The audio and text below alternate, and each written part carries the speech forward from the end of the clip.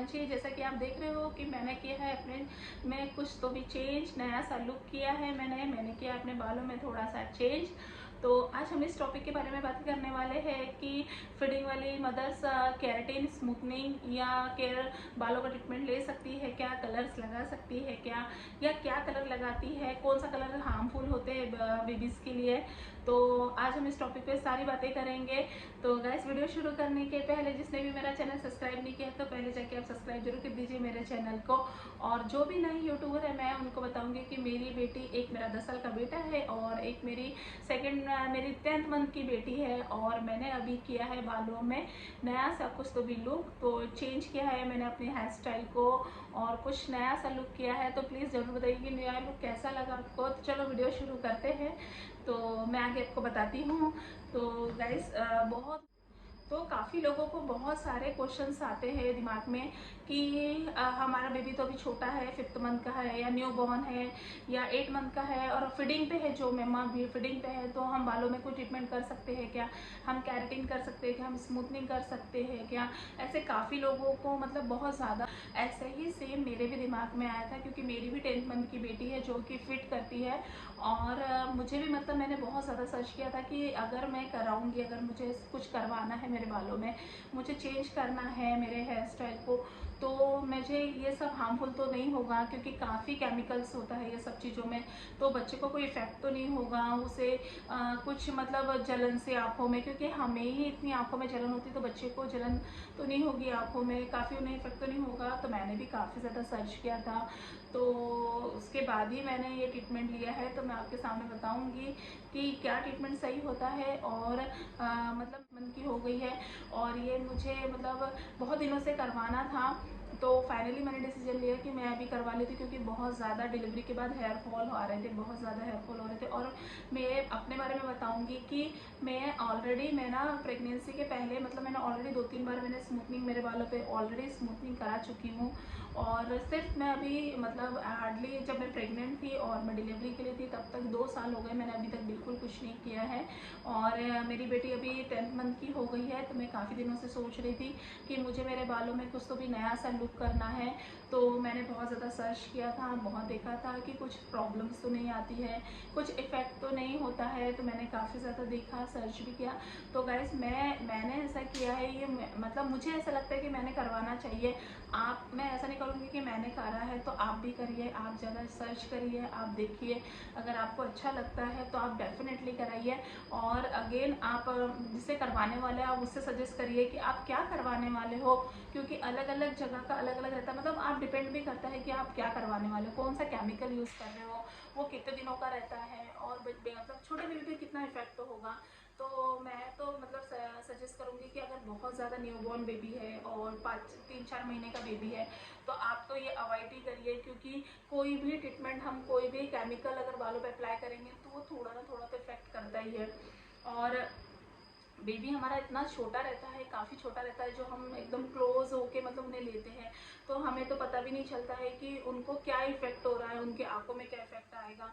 या मैंने तो 5th मंथ तक तो मैं सजेस्ट करूँगी कि आप ये सब चीज़ें तो नहीं करिए। और मैंने भी सेम ऐसे ही करा। मेरा बहुत दिन से मन था कि मुझे मेरे बालों में कुछ तो भी थोड़ा सा चेंज करना है। तो पर मैं वेट कर रही थी कि थोड़ी सी मतलब मेरी बेटी बड़ी हो जाए, ताकि मैं अगर एक तो पार्लर में बहुत ज़्यादा टाइम लगता है, अगर आप घर पे करवा रहे हो या पार्लर में डिपेंड करता है, तो वहाँ बहुत ज़्यादा टाइम लगता है। इतने देर आपका बेबी रहेगा नहीं, क्योंकि वो ऑलरेडी फिट पे रहता है, ज़्यादा से ज़्यादा 2 घंटा 2.5 घंटा, उससे ज़्यादा बच्चा तो रहता नहीं है। अगर बहुत छोटा बेबी है तो आपको तो हर 1 घंटे या आधे घंटे के बाद ही फिट कराना पड़ता है। पर अगर थोड़ा बड़ा हो गया तो फिर करवा सकते हो। तो 5th मंथ तक तो बेबी पूरा ही मम्मी के फिट पे रहता है, तो उतने देर तो वो वहाँ पे नहीं रह सकता है। और इसीलिए मैं काफ़ी मतलब 5th महीने इतने दिन निकलने दिए, इमानशी को सॉलिड जर्नी पे आने दिया, ताकि अगर मैं बाहर भी गई, अगर मैंने डिसीजन लिया कि मुझे बालों में स्ट्रेटनिंग करवाना है या स्मूथनिंग करवाना है, तो मैं अगर बाहर जाऊँ तो वो कुछ खा सके घर में और रह सके। तो वैसा ही हुआ गाइस, मेरे हस्बैंड की छुट्टी थी और मैंने मेरे हस्बैंड के पास ही उसे छोड़ा था। और मैं आपको बताऊंगी कि मैं में ही एक मतलब कैरा स्मूथनिंग किया है, तो मैं आपको कैरा स्मूथनिंग के बारे में बताऊंगी कि मैंने केराटिन के बारे में भी सुना था, मैंने स्मूथनिंग के बारे में सुना था, मैंने स्मूथनिंग भी करके हूँ, मैं केराटिन भी करके हूँ, पर दोनों ही मुझे केमिकल्स ज़्यादा लगा। मैं सच्ची बताऊँगी, ट्रस्ट मी कि वो ज़्यादा दोनों भी केमिकल लगा, क्योंकि हमें ही इतना इफेक्ट करता है। स्मूथनिंग के बारे में मैंने सुना था, मतलब मैंने खुद ने किया, एक्सपीरियंस किया है कि जब हम स्मूथनिंग करते हैं तो उसको हम घर आ जाते हैं, 2 दिन के बाद वॉश के लिए बुलाते हैं, तो 2 दिन के बाद वॉश बुलाए तो मतलब 2 दिन तक हमारे बालों में काफ़ी ज़्यादा केमिकल रहता है, तो हमें इफेक्ट भी करता है, काफ़ी ज़्यादा आंखों में इफेक्ट करता है। उसमें सेकेंड चीज़ का ऑप्शन है कि आप कान के पीछे नहीं ले सकते हो, क्यों? क्योंकि वो मतलब क्रीम लगी रहती है, अप्लाई रहती है, वॉश नहीं होता है, तो आप जैसे फोल्ड करोगे वो वैसा फोल्ड हो जाएगा। सेम केराटिन भी आपके बालों को स्मूथ करता है और पोषक देता है, पर केराटिन में भी सेम सेम इसका प्रॉब्लम आता है, केमिकल का होता है, उसमें भी वॉश के लिए बुलाया जाता है। पर जो कैरा स्मूथनिंग होता है, जो गैस मैंने किया है, मतलब मैंने बहुत ज़्यादा सर्च किया था, तो कैरा स्मूथनिंग एक ऐसा मतलब क्या ट्रीटमेंट है जिससे आप अगर तुरंत में अगर आप कर रहे हो, मतलब जब आप ट्रीटमेंट ले रहे हो, ऑलरेडी आपको स्मूथनिंग कर रहे हो, उसके बाद ही मतलब पार्लर में ही वॉश हो जाते हैं बाल, मतलब आपके बालों से पूरा टोटली आपका केमिकल निकल जाता है, इमीडिएटली केमिकल निकल जाता है, मतलब कुछ भी केमिकल नहीं रहता उसमें। तो इमीडिएटली वॉश हो गए तो आप, ये तो सेफ साइडर है, इससे तो कोई ही प्रॉब्लम नहीं होगा बेबी को, क्योंकि हमें ही जब स्मेल नहीं आ रही, जब हमें ही नहीं, तो बच्चे को तो कोई इफेक्ट करना मतलब बच्चे को तो कोई इफेक्ट होगा ही नहीं।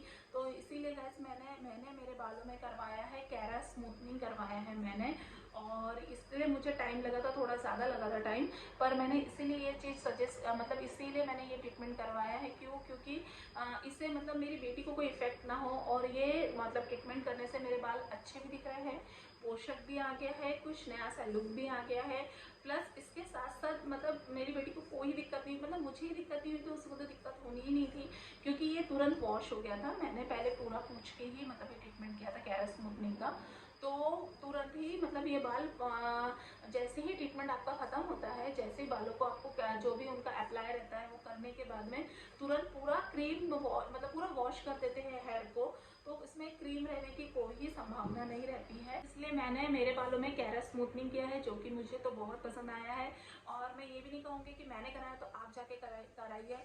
आप सर्च करिए, आप देखिए, आप जिसके पास करवा रहे हो उनसे डिस्कस करिए कि आपके बालों के लिए क्या अच्छा रहेगा, तो आप डेफिनेटली करा सकते हैं। मुझे तो अच्छा लगा, और इवांशी हो गई 10th मंथ की, और जो कि उसका बर्थडे आने वाला है, तो मुझे चाहिए था थोड़ा सा कुछ नया सा लुक, तो इसलिए मैंने अपने बालों को अप्लाई कर लिया, क्योंकि ऑलरेडी मेरे बाल 2-3 बार मैंने स्मूथनिंग, केराटिन वगैरह सब मेरे बालों पे ऑलरेडी हो गया था, तो उसकी वजह से काफ़ी ड्राइनेस आ गई बालों को।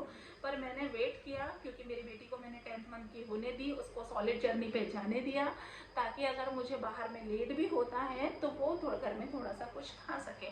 तो मैंने तो मेरे बालों के लिए ट्रीटमेंट किया। तो गाइस, और मुझे बहुत लोगों का क्वेश्चन आया है कि प्रेगनेंसी में या आफ्टर डिलीवरी के बाद में हम क्या मतलब कलर कर सकते हैं क्या, मेहंदी लगा सकते हैं क्या?